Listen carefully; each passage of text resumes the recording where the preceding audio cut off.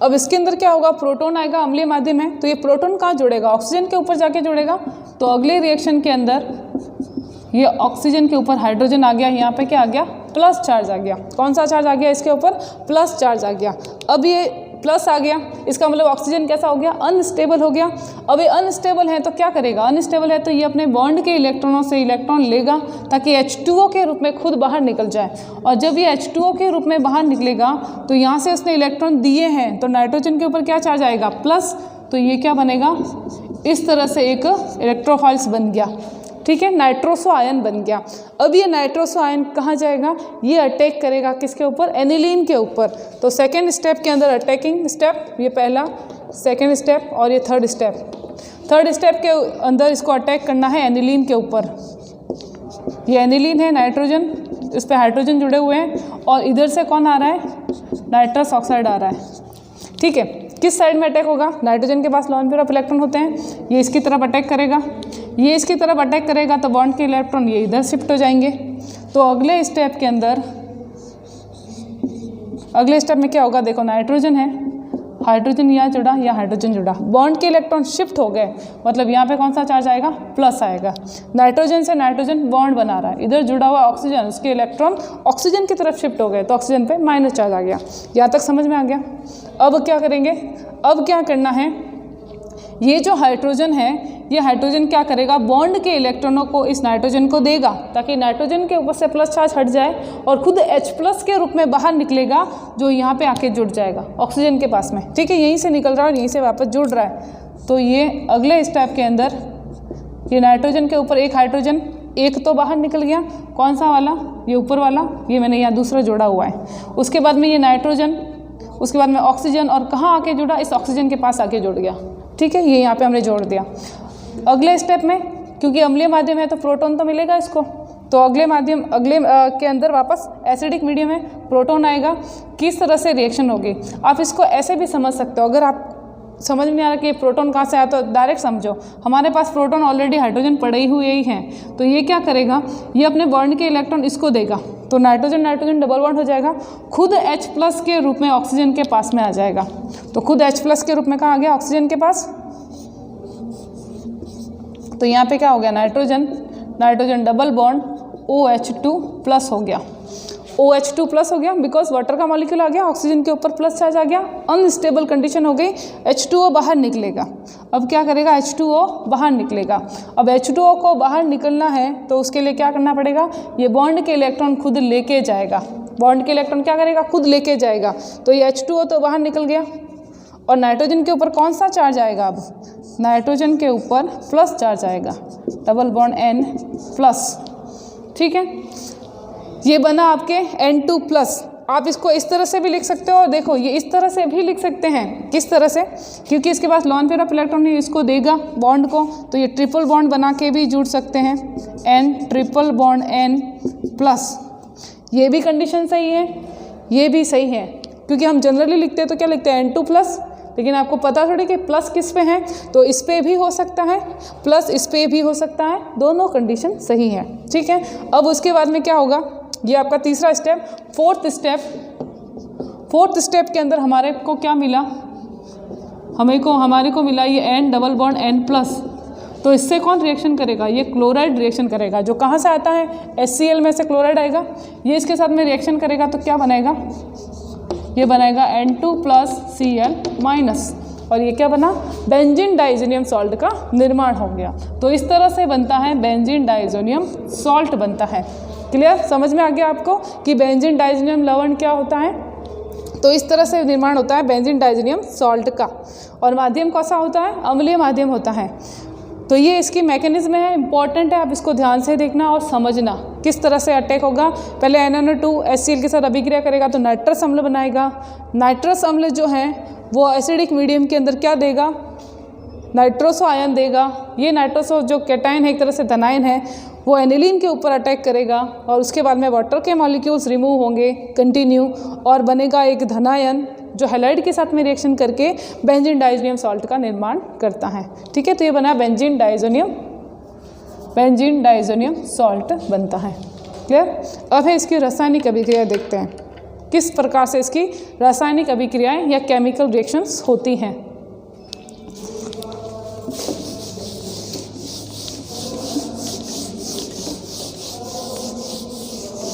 तो इसमें जो रासायनिक अभिक्रिया होगी वो 3 प्रकार की रासायनिक अभिक्रिया होती हैं।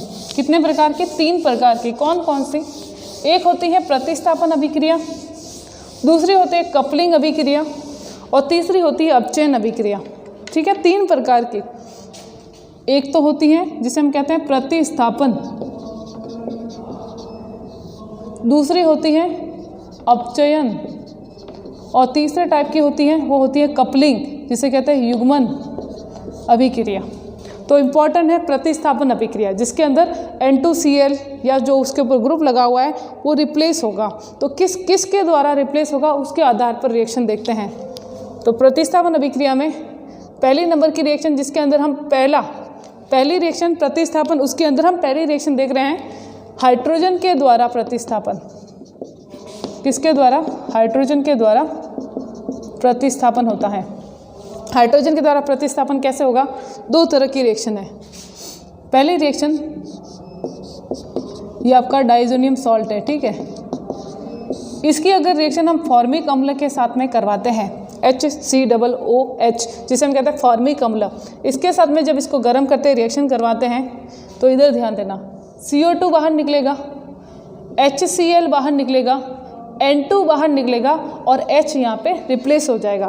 तो इसका प्रतिस्थापन किसके साथ में हुआ है? हाइड्रोजन के साथ। इसलिए ये हाइड्रोजन के साथ प्रतिस्थापन या replacement by the hydrogen chemical reactions होगी। तो बनेगा क्या?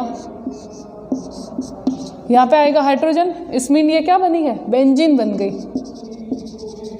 और बाहर क्या निकला? CO2, N2 और HCl बाहर निकलता है। ठीक है, इसी तरह से दूसरी और रिएक्शन है कि अगर बेंजीन डाइजोनियम सॉल्ट की रिएक्शन कराई जाए एथिल अल्कोहल के साथ, CH3CH2OH, एथिल अल्कोहल के साथ में रिएक्शन कराओगे तब क्या होगा? तब देखो, एक H और एक Cl, एक HCl बाहर निकलेगा, उसके अलावा N2 बाहर निकलेगी, N2 बाहर निकल गई। अब एक हाइड्रोजन चाहिए तो ये एक हाइड्रोजन क्या करेगा? ये यहाँ से दे देगा। तो बचा क्या? CH3CHO, क्या बना? CH3CHO, एल्डिहाइड बनेगा। और हमारा मेन उत्पाद क्या है? मेन प्रोडक्ट हाइड्रोजन यहाँ चला जाएगा तो ये क्या बन जाएगी? बेंजीन। ठीक है, तो इस तरह से बेंजीन बनती है क्योंकि हाइड्रोजन से रिप्लेसमेंट हुआ है यहाँ पे। तो ये रिएक्शन है हाइड्रोजन के प्रतिस्थापन के द्वारा रिएक्शन। दूसरी देखते हैं हाइड्रोक्साइल समूह के द्वारा प्रतिस्थापन, हाइड्रोक्साइल के द्वारा। अब प्रतिस्थापन रिप्लेसमेंट कौन करेगा? हाइड्रोक्साइड ग्रुप करेगा। कौन सी रिएक्शन है? 2 टाइप की रिएक्शन इसमें भी है।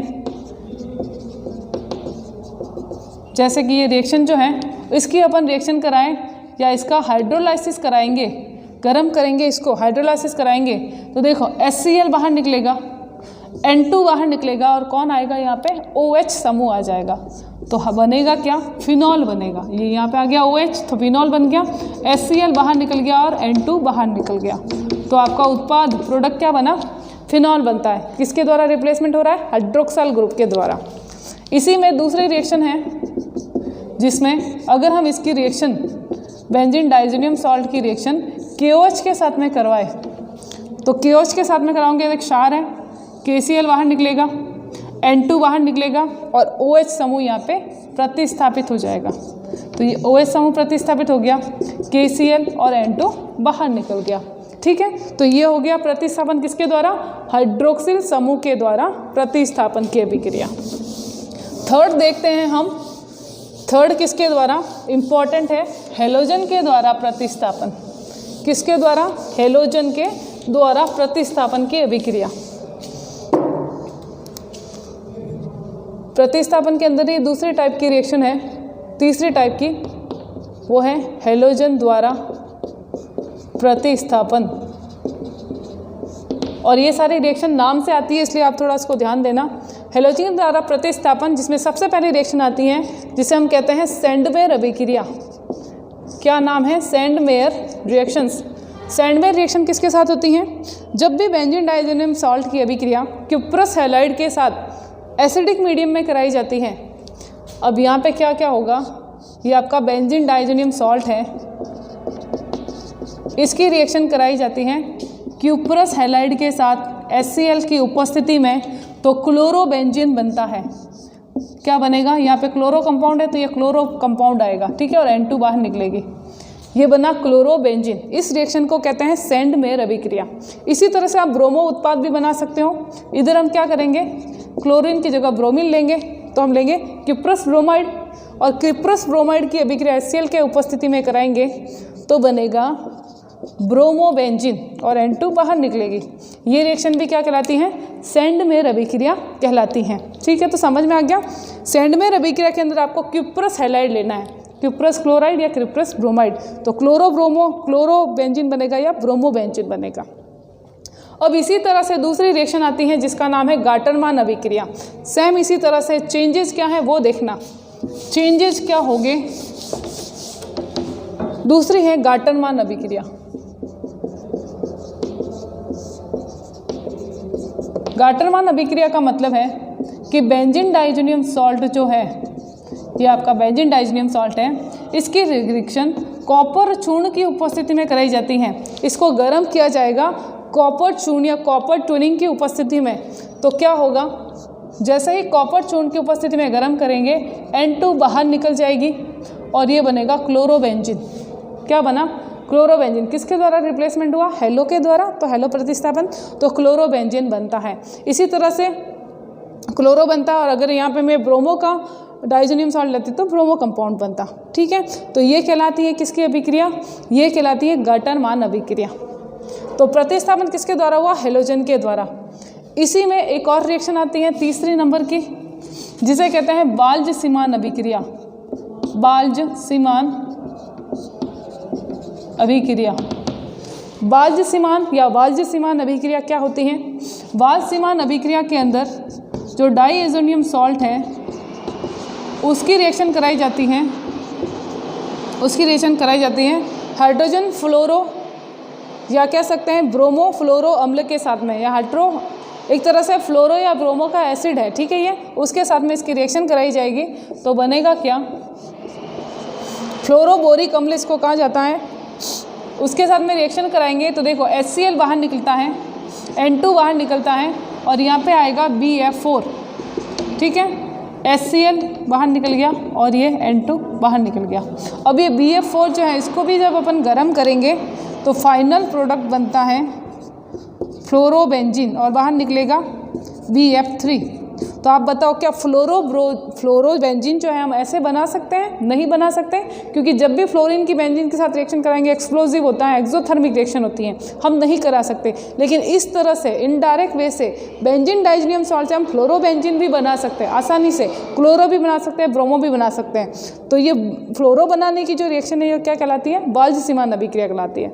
इस विधि के द्वारा हम आयोडो भी बना सकते हैं। कैसे, इसी के अंदर देखना जो अगली रिएक्शन है उसके अंदर क्या लिया हमने, डाइज़ोनियम सॉल्ट लिया।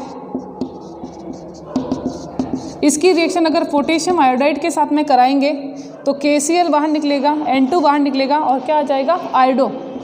ये आयोडो यहाँ पे आ जाएगा और क्या बनेगा, आयोडोबेंजीन। और अगर हम उससे बनाए आयोडीन के साथ रिएक्शन कराएंगे तो क्या बनेगा, HI बनेगा। फिर वापस रिएक्शन रिवर्स होगी तो हमें वापस क्या करना पड़ेगा, हमें वापस क्या लेना पड़ेगा, इसके अंदर कोई पर आयोडिक अम्ल वगैरह लेना पड़ता है, ऑक्सीकारक डालना पड़ता है। लेकिन इस विधि के द्वारा हम डायरेक्ट आयोडोबेंजीन बना सकते हैं। तो ये इंपॉर्टेंट होता है, आयोडोबेंजीन बना सकते हैं, फ्लोरोबेंजीन, उसी तरह से हमने क्लोरोबेंजीन भी बनाया, ब्रोमोबेंजीन भी बनाया। ठीक है, तो इस प्रकार से ये इंपॉर्टेंट होता है बेंजीन डाइज़ोनियम सॉल्ट। तो ये सब किसका प्रतिस्थापन था, हेलोजन के द्वारा, थर्ड नंबर। ठीक है, प्रतिस्थापन के अंदर ही अब फोर्थ नंबर पढ़ते हैं, साइनाइड के द्वारा प्रतिस्थापन। अभी भी हम प्रतिस्थापन ही पढ़ रहे हैं, ध्यान रखना आप।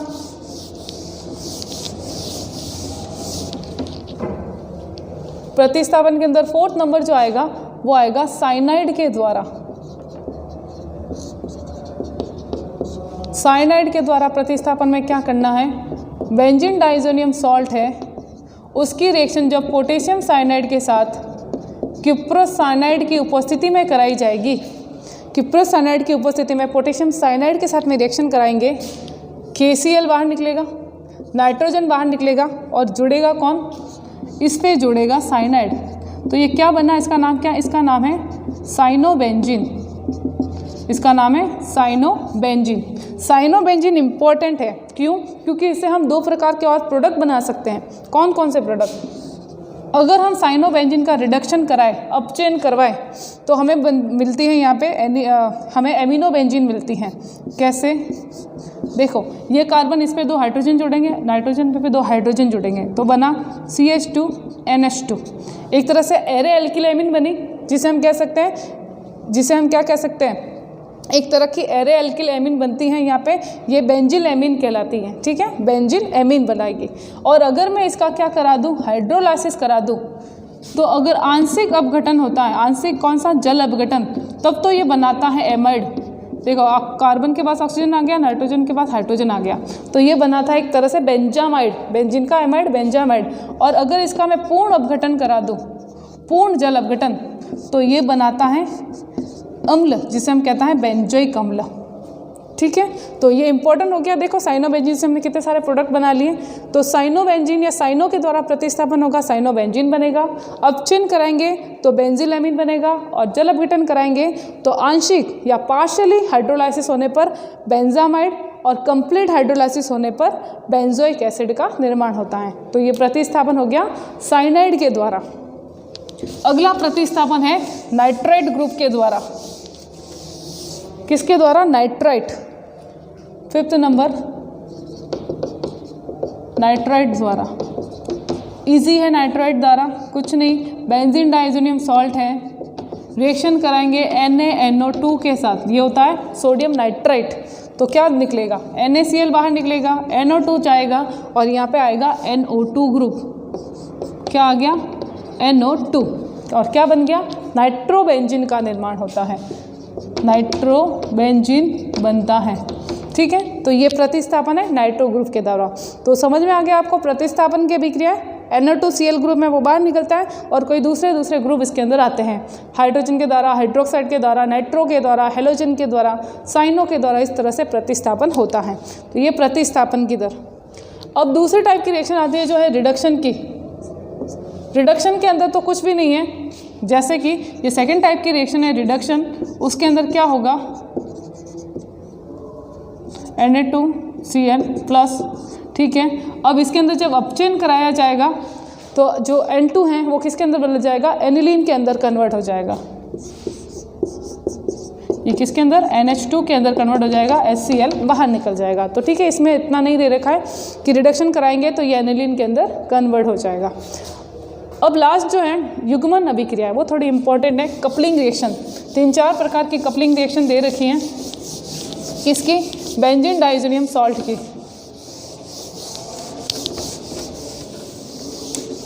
बेंजीन डाइजोनियम सॉल्ट की कपलिंग रिएक्शन युग्मन अभिक्रिया है, जिसके अंदर पहली रिएक्शन जो है कपलिंग रिएक्शन है बेंजीन डाइजोनियम सॉल्ट की फिनॉल के साथ, फिर दूसरी होगी उसकी एनिलीन के साथ में, और उसके बाद में नेप्थॉल के साथ में। तो पहली है फिनॉल के साथ में। अब यहाँ पे हमने क्या लिया? ये बेंजीन डाइजोनियम सॉल्ट लिया।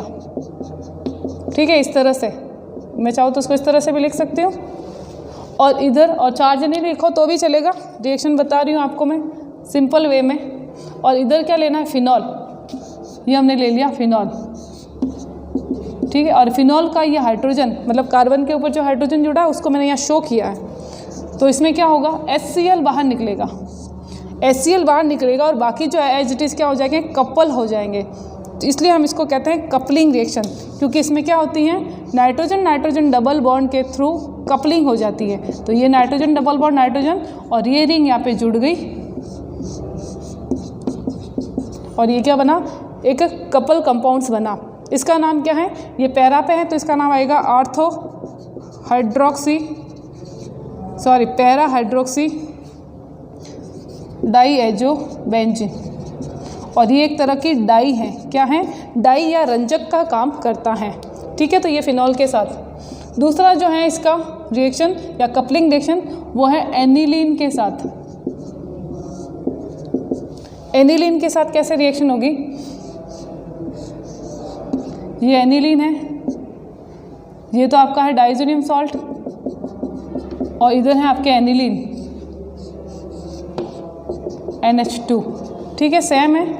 ये आपका हाइड्रोजन यहाँ पे जुड़ा हुआ, तो अब ये क्या करेंगे, HCl बाहर निकलेगा इसके अंदर से, ये HCl बाहर निकला और बाकी ये एज इट इज जुड़ जाएंगे, N double bond N NH2।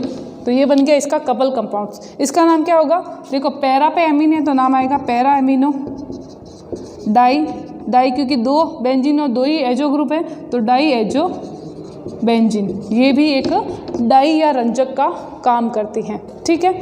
और तीसरी जो रिएक्शन है वो है नेप्थॉल के साथ में, किसके साथ में, बीटा नेप्थॉल के साथ में।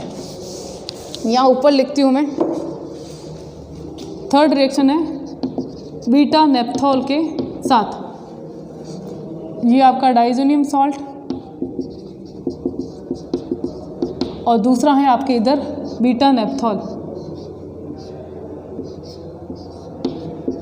ठीक है। ये आपके बीटा नेप्थॉल यहाँ पे, ये उसकी ऑर्था पोजीशन होती है ना, अगर मैं इसको सीधा करूँ तो ये ऑर्था होगा और ये बीटा कंडीशन पे दे रखा है, तो ये बीटा नेप्थॉल है। अब क्या करनी है, कपलिंग रिएक्शन कैसे करेंगे, इस हाइड्रोजन से जुड़ेगा, यहाँ से जो हाइड्रोजन बाहर निकलेगा ना वो इससे जुड़ेगा और कपलिंग रिएक्शन देगा। इस प्रकार से मैंने इसको इसीलिए इस तरह से बनाया है ताकि अरेंजमेंट में आपको समझ में आ जाए। देखो ये यहाँ से जुड़ रहा है, ये हाइड्रोजन और ये Cl यहाँ से बाहर निकल रहा है, तो मैं इसको यहीं से जोड़ूँ,